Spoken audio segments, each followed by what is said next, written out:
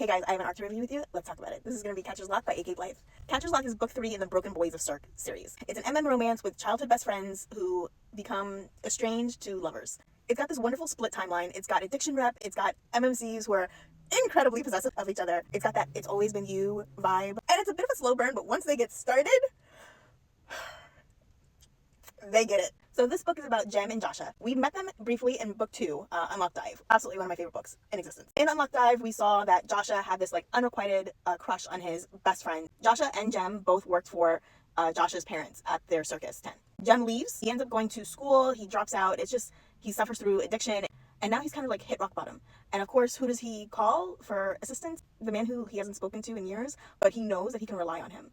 So Josha goes to pick up Gem. Again, they haven't spoken really in years, but their friendship is so incredible. I don't know how A.K. Blythe made us feel.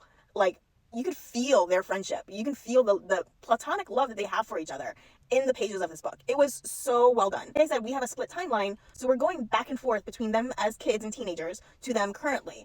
And it just helps build this yearning. The yearning in this book is so good.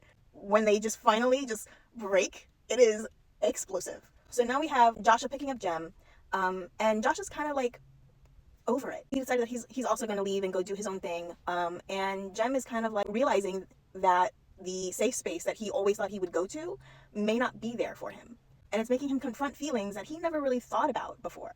Feelings of what happens when Josha's not there for me, or what happens when Josha moves on.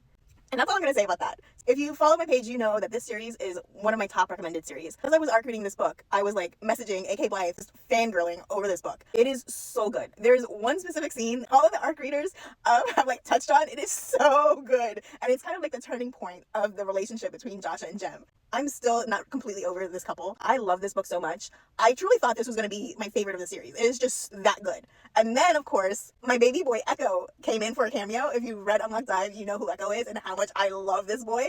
And then Echo was like, no, you remember me, right? I'm still your favorite. I'm like, yes, Echo, obviously you are still my favorite. So we have this wonderful book. A.K. Blythe just blessed it even more by throwing in a couple of Echo cameos for the fans. And I just can't recommend this book enough.